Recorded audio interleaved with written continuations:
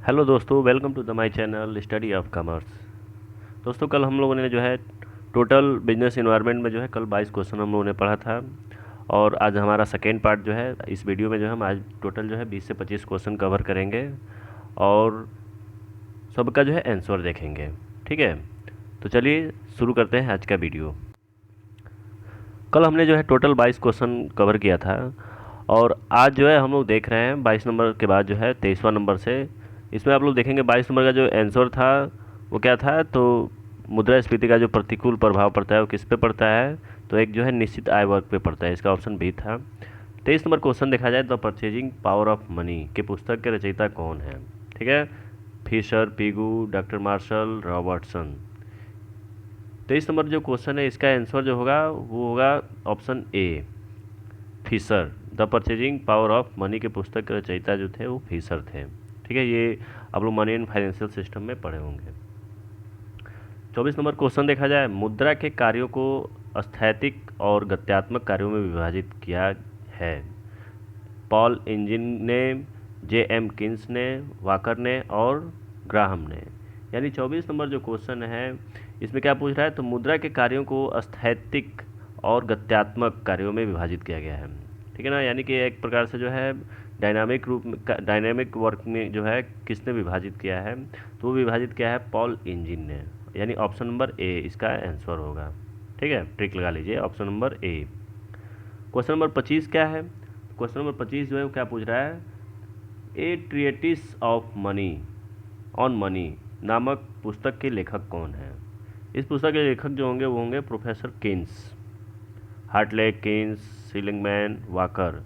इसका आंसर जो होगा वो होगा केन्स। ऑप्शन नंबर बी इसका सही आंसर होगा। 26 नंबर क्वेश्चन देखा जाए इसमें क्या कह रहा है, तो मुद्रा जो है अवमूल्यन से निर्यात बढ़ता है। मुद्रा अवमूल्यन से जो है निर्यात बढ़ता है और देश में वस्तुओं की पूर्ति कम होने से जो है कीमत स्तर बढ़ता है।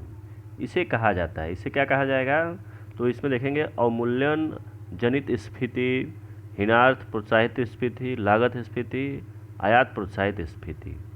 यानी कि इसका आंसर जो होगा अवमूल्यन जनित स्फीति। राइट आंसर इसका क्या होगा, तो अवमूल्यन जनित स्फीति, यानी ऑप्शन नंबर ए जो होगा इसका सही आंसर होगा। ठीक है, चलिए बढ़ते हैं अगले क्वेश्चन पे। अगला क्वेश्चन देखा जाए 27 नंबर क्वेश्चन जो है वो क्या पूछ रहा है आपसे। ठीक है, तो इस क्वेश्चन को देखा जाए इसमें पूछ क्या रहा है, तो 6 जून 1966 को जो है भारत ने जो है अपनी मुद्रा के मूल्य का कितने प्रतिशत अवमूल्यन किया था। तो आप लोग पढ़े होंगे बिजनेस इन्वायरमेंट में ही जो है, तो इसमें कितना प्रतिशत जो है अवमूल्यन किया गया था मुद्रा का, तो इसमें था कितना परसेंट, तो 36.5% था। यानी कि विकल्प नंबर जो है एक क्या होगा, इसका राइट आंसर होगा। परसेंटेज कितना है, तो 36.5%। ठीक है, ऑप्शन नंबर ए इसका राइट आंसर होगा, ना कि 25, 11 और 23। यानी राइट आंसर इसका क्या होगा, ए होगा। 28 नंबर क्वेश्चन देखा जाए इसमें क्या पूछ रहा है, तो एली के अनुसार जो है मुद्रा वे सभी वस्तुएं सम्मिलित है, मुद्रा में वे वस्तुएं सब सम्मिलित है जिन्हें समाज में सर्वग्राह्यता प्राप्त है। इसका सार यह है कि, ऑप्शन देखा जाए, ऑप्शन नंबर ए क्या कह रहा है, मुद्रा कोई भी ऐसी वस्तु है जिसे भुगतान के रूप में सर्वसाधारण द्वारा स्वीकार किया जाए। मुद्रा कोई भी ऐसी वस्तु है जिसे भुगतान के रूप में सर्वसाधारण द्वारा स्वीकार किया जाए। हो सकता है ये बिल्कुल सही है, जो स्वीकार हो वो मुद्रा है। बी ऑप्शन क्या कह रहा है, तो बी ऑप्शन जो है दैनिक क्रय विक्रय, लेन देन तथा ऋणों के भुगतान में निसंकोच स्वीकार की जाने वाली वस्तुएं मुद्रा कहलाती हैं। ये भी सही है, यानी ऑप्शन नंबर ए और बी जो होगा वो क्या होगा, सही होगा। यानी इसका राइट आंसर क्या होगा, तो इसका जो राइट आंसर होगा वो होगा हमारा ऑप्शन नंबर सी, उपयुक्त दोनों। ठीक है, अगला क्वेश्चन देखा जाए 29 नंबर क्वेश्चन, मुद्रा को वैधानिक शब्दों में परिभाषित करने वाले अर्थशास्त्री कौन थे। यानी मुद्रा को जो है वैधानिक शब्दों में परिभाषित करने वाले अर्थशास्त्री कौन थे, तो नैप थे। ये आप लोग अर्थशास्त्र में भी पढ़े होंगे, बिजनेस अर्थशास्त्र में भी दिया हुआ है ये। इसके जो अर्थशास्त्री थे वे थे नैप, प्रोफेसर नैप। ठीक है ना, क्वेश्चन नंबर 30वां देखा जाए।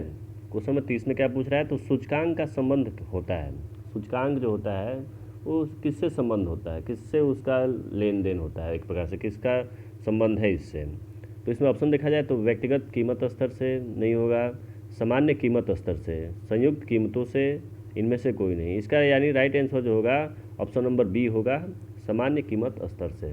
ठीक है, अगला क्वेश्चन क्या पूछ रहा है, तो सूचकांक बताते हैं। सूचकांक क्या बताते हैं? ठीक है, सूचकांक जो है हमें क्या बताते हैं? एक समय अवधि की आर्थिक स्थिति को बताते हैं, दो विभिन्न समयों पर मुद्रा की क्रय शक्ति को बताते हैं, या सरकार की जो है आर्थिक स्थिति को बताते हैं, या उद्योग की स्थिति को बताते हैं। तो एक समय अवधि की आर्थिक स्थिति को तो बताते नहीं हैं, बताएंगे तो दो बताएंगे, दो विभिन्न समयों पर मुद्रा की क्रय शक्ति को, यानी ऑप्शन नंबर इसका जो बी है वो राइट आंसर होगा। देखिए, उद्योग की स्थिति को तो बताएगा नहीं कि उद्योग की स्थिति क्या है, सरकार की आर्थिक स्थिति को बताएगा नहीं। तो यहाँ पे दो विभिन्न समयों पर जो है मुद्रा की क्रय शक्ति को बताता है, यानी मनी पावर को बता रहा है ये। ठीक है, तो इसलिए इसका आंसर जो होगा वो होगा बी ऑप्शन। ठीक है, क्वेश्चन नंबर 31 हो गया है, कंप्लीट हो गया है। क्वेश्चन नंबर 32 देखा जाए, इसमें क्या पूछ रहा है, तो कौन कथन जो है सत्य है? इसमें कौन सा कथन जो है आप लोग देखने से सत्य है? ठीक है, कौन कथन सत्य है?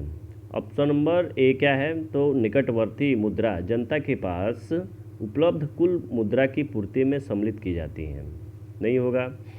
निकटवर्ती मुद्रा कुल मौद्रिक संसाधनों में सम्मिलित की जाती हैं। उपयुक्त दोनों सत्य हैं, उपयुक्त दोनों असत्य हैं। इसका राइट आंसर कौन सा होगा, तो इसका ऑप्शन जो होगा वो होगा बी। इसका राइट आंसर क्या होगा, तो ऑप्शन नंबर बी होगा, निकटवर्ती मुद्रा कुल मौद्रिक संसाधनों में सम्मिलित की जाती हैं। ठीक है, निकटवर्ती जो मुद्राएं होती हैं वो क्या होता है, तो कुल मुद्राओं के संसाधनों में जो है सम्मिलित कर ली जाती हैं। ठीक है, क्वेश्चन नंबर 33वां देखा जाए, इसमें क्या पूछ रहा है, तो द वैली ऑफ मनी पुस्तक के लेखक कौन है? इसके लेखक जो थे प्रोफेसर पीगू थे। ठीक है ना। और अगले क्वेश्चन पे, अगला क्वेश्चन क्या पूछ रहा है, तो आंतरिक एवं अंतर्राष्ट्रीय व्यापार अथवा विदेशी व्यापार में बहुत कुछ समानताएं पाई जाती हैं। दोनों दशाओं में मूल सिद्धांत एक ही हैं। दोनों ही प्रकार के व्यापार का आधार किससे संबंधित है? ठीक है, ऑप्शन नंबर ए क्या पूछ रहा है, तो श्रम विभाजन एवं कार्यों का विशिष्टीकरण, बिल्कुल होगा। श्रम विशिष्टीकरण एवं कार्यों का केंद्रीकरण यहाँ पे नहीं होगा, इसलिए ऑप्शन बी गलत होगा। उपयुक्त दोनों, ये भी गलत ऑप्शन, उपयुक्त में से कोई नहीं। यानी इसका राइट आंसर जो होगा ऑप्शन नंबर ए होगा, श्रम विभाजन एवं कार्यों का विशिष्टीकरण होना। यानी आप लोग देखेंगे अंतर्राष्ट्रीय व्यापार जो होते हैं, विदेशी व्यापार होते हैं, आंतरिक एवं जो आंतरिक जो समानताएँ होती हैं कुछ इस प्रकार से होती हैं, जो इसमें आप लोग देखेंगे श्रम विभाजन और कार्यों का जो विशिष्टीकरण होता है इसके आधार पर कराया जाता है ये सभी व्यापार। ठीक है ना। क्वेश्चन नंबर 35 क्या पूछ रहा है, तो जब व्यापार किसी देश की सीमा के अंतर्गत ही, यानी जब कोई भी व्यापार देश की सीमा के अंतर्गत ही विभिन्न स्थानों अथवा क्षेत्रों के बीच होता है तो उसे कौन सा व्यापार कहेंगे? कौन सा जो है वो बाजार कहलाएगा एक प्रकार से, या उसे क्या हम कहेंगे? ठीक है, तो इसमें देखिए ऑप्शन क्या पूछ रहा है, तो अंतर क्षेत्रीय व्यापार कहते हैं, विदेशी व्यापार कहते हैं, अंतर्राष्ट्रीय व्यापार कहते हैं, इनमें से कोई नहीं। देखिए इस क्वेश्चन को ध्यान से देखा जाए तो इसमें ही इसका आंसर है। जैसे कि क्या पूछ रहा है, तो जब व्यापार किसी देश की सीमा के अंतर्गत, यानी भारत देश है तो अपने देश के सीमाओं के अंतर्गत, ठीक है, यानी कि हम लोग क्या कर रहे हैं, तो अपने देश के अंदर बाजार कर रहे हैं, व्यापार कर रहे हैं, तो इसको हम कौन सा बाजार बोलेंगे, तो अंतर क्षेत्रीय व्यापार कहेंगे। विदेशी व्यापार तो होगा नहीं, अंतर्राष्ट्रीय व्यापार होगा नहीं, तो ये क्या होगा, तो ऑप्शन नंबर ए इसका जो होगा राइट आंसर होगा, अंतर्राष्ट्रीय व्यापार कहते हैं। ठीक है, अगला क्वेश्चन क्या है, तो अगला क्वेश्चन देखें तो इसमें 36 नंबर जो क्वेश्चन है वो पूछ रहा है, जब देश अवमूल्यन करके निर्यात अधिक तथा आयात कम कर लेता है तो उसके भुगतान संतुलन की प्रतिकूलता क्या होती है? समाप्त हो जाती है, अधिक हो जाती है, समाप्त होकर साम्य और बढ़ने लगती है, या उपयुक्त में से कोई नहीं। देखिए यहाँ पे क्या पूछ रहा है, तो अवमूल्यन करके निर्यात अधिक और आयात कम कर लिया, तो ये स्थिति आप लोग पढ़ाया गया था एग्जिम पॉलिसी के अंतर्गत, इंपोर्ट एक्सपोर्ट पॉलिसी के अंतर्गत पढ़ाया गया था आप लोगों को, कि जब हम अवमूल्यन करते हैं, ठीक है ना, देश में जब अवमूल्यन कराया जाता है तो उस दशा में निर्यात जो है बढ़ता है और आयात को जो है कम करने का कोशिश किया जाता है, तो उसके जो भुगतान की संतुलन की प्रतिकूलता होगी वो क्या होगी, तो समाप्त तो होगी नहीं, अधिक भी नहीं होगी, तो इसमें से होगा क्या, तो समाप्त होकर क्या होता है, साम्य की ओर बढ़ने लगता है। ठीक है ना, यानी ऑप्शन नंबर इसका क्या होगा, सी सी इसका राइट आंसर होगा। समाप्त होकर क्या होता है, तो साम्य की ओर बढ़ने लगती है। 37 नंबर क्वेश्चन क्या पूछ रहा है, भुगतान संतुलन की प्रतिकूलता थोड़े अथवा दीर्घ काल के लिए उत्पन्न हो सकती हैं, किंतु लगातार असमानता इस बात की सूचक है कि देश की आर्थिक एवं वित्तीय व्यवस्था शून्य की ओर अग्रसर हो रही है। नहीं होगा ये। दिवालियेपन की ओर अग्रसर हो रही हैं, सुदृढ़ता की ओर अग्रसर हो रही हैं, इनमें से कोई नहीं। देखिए शून्य की ओर तो अग्रसर होगा नहीं, सुदृढ़ता की ओर तो होगा नहीं बिल्कुल भी। बच कौन सा रहा है, तो ऑप्शन नंबर बी, दिवालियेपन की ओर अग्रसर हो रही हैं। यानी जब देखिए भुगतान के संतुलन की प्रतिकूलता थोड़े अथवा दीर्घकालीन उत्पन्न हो जाती हैं, ठीक है ना, किंतु लगातार असमानता इस बात की सूचक है कि देश की आर्थिक एवं वित्तीय व्यवस्था जो है दिवालियेपन की ओर क्या हो रही है, तो अग्रसर हो रही है। इसका राइट आंसर क्या होगा, तो बी होगा। क्वेश्चन नंबर 38 देखा जाए। 38 क्या पूछ रहा है, तो मुद्रा अवमूल्यन तब अच्छा माना जाता है जबकि यह अल्पकालीन ब्याज दरों में कमी के साथ अपनाया जाता है। अवमूल्यन करने वाले देश के निर्यातों की विदेशी मांग लोचदार हो। अवमूल्यन करने वाले राष्ट्र के निर्यातों की विदेशी मांग बेलोचदार है, या अवमूल्यन हमेशा अच्छा होता है। तो इसका जो राइट आंसर होगा क्या होगा, तो देखिए मुद्रा अवमूल्यन की बात हो रही है, तब कब अच्छा माना जाएगा, जब अवमूल्यन करने वाले देश के निर्यातों की विदेशी मांग लोचदार हो। यानी ऑप्शन नंबर बी इसका जो होगा वो राइट आंसर होगा। ठीक है, बढ़ते हैं अगले क्वेश्चन पे। क्वेश्चन नंबर 39 देखते हैं क्या पूछ रहा है। तो भुगतान जो है क्या पूछ रहा है, भुगतान संतुलन के साम्य की स्थिति में देश की मांग, यानी जब भुगतान जो है संतुलन के साम्य की स्थिति में जो है देश की मांग में जो है देश की मांग क्या होती है, तो उसकी पूर्ति के बराबर होगी, या उसकी पूर्ति से अधिक होगी, या पूर्ति से कम होगी। क्या होगा, तो ऑप्शन नंबर ए इसका जो होगा वो राइट आंसर होगा, उसकी पूर्ति के बराबर होगी। ठीक है ना, उसकी पूर्ति के बराबर होगी, यानी राइट आंसर जो है ए ऑप्शन। ठीक है, क्वेश्चन नंबर 40 देखा जाए, इसमें क्या पूछ रहा है। तो इसमें जो पूछा गया है क्वेश्चन, देखिए इसमें क्या पूछा गया है, एक देश जब अपने अति उत्पाद से छुटकारा पाने के लिए दूसरे देश में अपना माल बहुत नीची कीमतों पर जो है बेचता है, उस हानि को अपने देश में ऊंची कीमतों लेकर पूरी करता है, तो उसे हम क्या कहेंगे, तो उसे हम जो है हम क्या बोलते हैं, तो डंपिंग बोलते हैं। आप लोगों ने पढ़ा भी होगा, डंपिंग शब्द पढ़ाया गया था, राशि पतन। ठीक है ना, तो इसको हम क्या बोलेंगे, ऑप्शन नंबर जो होगा इसका डी ऑप्शन होगा, आंसर होगा राशि पतन। इसको हम डंपिंग बोलते हैं। ठीक है ना, इसमें क्या होता है, तो दूसरे देश में जो है कीमत जो है कम कर दिया जाता है, और अपने देश में जो है चार्ज क्या बढ़ा कर दिया जाता है, तो बढ़ा दिया जाता है। ठीक है ना, वस्तुओं का, जिसे हम डंपिंग की संज्ञा दिए हैं। ठीक है ना, क्वेश्चन नंबर 41 देखा जाए। 41 क्वेश्चन नंबर क्या पूछ रहा है, दृश्य व्यापार के लेखा जोखा को कहते हैं। दृश्य व्यापार के लेखा जोखा को हम क्या कहेंगे, तो व्यापार संतुलन कहते हैं। इसका राइट आंसर क्या होगा, तो डी होगा। दृश्य व्यापार के लेखा जोखा को हम क्या बोलेंगे, तो विदेशी विनिमय बोलेंगे नहीं, बैलेंस शीट बोला नहीं जाएगा, और भुगतान संतुलन बोला नहीं जाएगा। इसको हम बोलते हैं व्यापार संतुलन। ठीक है ना, क्वेश्चन नंबर 42 देखा जाए। आंतरिक एवं अंतर्राष्ट्रीय व्यापार में एक समानता है, वो कौन सी समानता है, आंतरिक एवं अंतर्राष्ट्रीय व्यापार में जो है एक समानता पाई जाती है, वो कौन सी समानता पाई जाती है। क्या दोनों में प्रतिबंध होते हैं, तो नहीं होता है। दोनों में भाषा का अंतर होता है, जी बिल्कुल, दोनों में जो है भाषाओं का अंतर होगा। क्या दोनों में मुद्रा इकाई अलग अलग होती हैं, बिल्कुल नहीं। दोनों में क्रेता एवं विक्रेता होते हैं। देखिए यहाँ पे क्या पूछ रहा है, तो आंतरिक एवं अंतर्राष्ट्रीय व्यापार में एक समानता बताना है, तो यहाँ पे देखिए ऑप्शन नंबर इसका जो होगा वो होगा बी। ठीक है ना, इसका ऑप्शन नंबर क्या होगा, तो इसका ऑप्शन नंबर जो होगा सॉरी बी नहीं होगा इसका ऑप्शन। दोनों में प्रतिबंध होते हैं, दोनों में भाषा का अंतर होता है।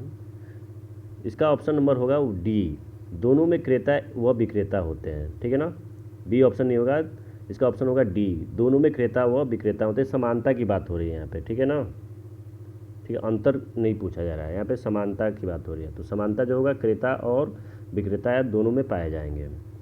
क्वेश्चन नंबर जो है 43 देखा जाए। क्वेश्चन नंबर 43 में क्या पूछ रहा है, तो अंतर्देशीय व्यापार एवं अंतर्राष्ट्रीय व्यापार भिन्न भिन्न दशाएं हैं, क्योंकि मुद्रा भिन्नता का होना, ये भी हो सकता है। मौद्रिक नीतियों में भिन्नता होना, ये भी हो सकता है। साधनों की गतिशीलता में अंतर, ये भी हो सकता है। उद्देश्य की भिन्नता। 43 क्वेश्चन का देखा जाए तो इसका आंसर क्या होगा, तो इसका आंसर जो होगा, अब देखिए इसमें क्या पूछ रहा है, तो अंतर्राष्ट्रीय व्यापार एवं अंतर्देशीय व्यापार एवं अंतर्राष्ट्रीय व्यापार भिन्न भिन्न दशाएं हैं। ये दोनों दशाएं जो हैं अलग अलग हैं, क्योंकि मुद्रा भिन्नता का होना, ये तो बिल्कुल सही है, मुद्रा भिन्नता होगा। मौद्रिक नीतियों में भिन्नता होना, ये ऑप्शन नहीं होगा इसका। साधनों की गतिशीलता में अंतर, साधनों की गतिशीलता में अंतर होता है। उद्देश्यों की भिन्नता एक जैसी होती है, यानी इसका ऑप्शन होगा जो वो होगा 43 का ऑप्शन नंबर डी, ए और सी, यानी मुद्रा भिन्न भिन्न होगा और साधनों की गतिशीलता में अंतर पाए जाएंगे। ठीक है, यानी इसका राइट आंसर जो होगा वो क्या होगा, तो इसका ए बी सी, ए सी मौद्रिक नीतियों में भिन्नता, इसमें मौद्रिक नीतियों में भी भिन्नता पाई जाएंगी। ठीक है, इसलिए जो है इसका आंसर जो होगा वो होगा ए प्लस बी प्लस सी, यानी इसका आंसर हमारा क्या है, तो ऑप्शन नंबर बी, ए प्लस बी प्लस सी, यानी मुद्रा भिन्नता का होना, मौद्रिक नीतियों में भिन्नता होना और साधनों की गतिशीलता में अंतर पाया जाएगा, यानी ऑप्शन नंबर इसका जो होगा बी सही होगा। अगला क्वेश्चन क्या पूछ रहा है, 44 नंबर क्वेश्चन, अंतर्राष्ट्रीय व्यापार से एक देश में, अंतर्राष्ट्रीय जो व्यापार है से एक देश में क्या क्या चीज़ें होती हैं, तो राष्ट्रीय आय वृद्धि होती है। अंतर्राष्ट्रीय व्यापार से जो है देश में क्या होता है, तो राष्ट्रीय आय में वृद्धि होती है, या उपभोग स्तर बढ़ता है, या लाभ संभावनाएं बढ़ती हैं, या उपयुक्त सभी बातें अनुकूल बनती हैं। तो इसका अगर हम देखें अंतर्राष्ट्रीय व्यापार से हमें क्या होता है, तो अंतर्राष्ट्रीय व्यापार से अगर देखा जाए तो राष्ट्रीय आय में वृद्धि होगी, उपभोग स्तर भी बढ़ेगा, उपभोग का स्तर बढ़ेगा, जब राष्ट्रीय आय बढ़ेगा तो उपभोग का स्तर बढ़ेगा, लाभ की संभावनाएं भी बढ़ेंगी, यानी इसका ऑप्शन नंबर जो होगा डी ऑप्शन सही होगा। क्या होगा, तो उपयुक्त सभी बातें जो हैं अनुकूल बनाती हैं। क्वेश्चन नंबर 45वां देखा जाए, क्वेश्चन नंबर 45 में क्या पूछ रहा है, तो दो देशों के मध्य व्यापार होता है क्योंकि वस्तुओं में दुर्लभता पाई जाती है, लागतों में निरपेक्ष अंतर होता है, लागतों में तुलनात्मक अंतर होता है, लागतों में समान अंतर होता है। तो इसका जो ऑप्शन नंबर होगा वो होगा बी सही होगा, लागतों में निरपेक्ष अंतर होता है। ठीक है ना, इसलिए जो है हम एक दूसरे देश से जो है क्या करते हैं, तो व्यापार करते हैं। क्वेश्चन नंबर 46 क्या पूछ रहा है, तो विश्व व्यापार संगठन का मुख्यालय कहाँ स्थित है।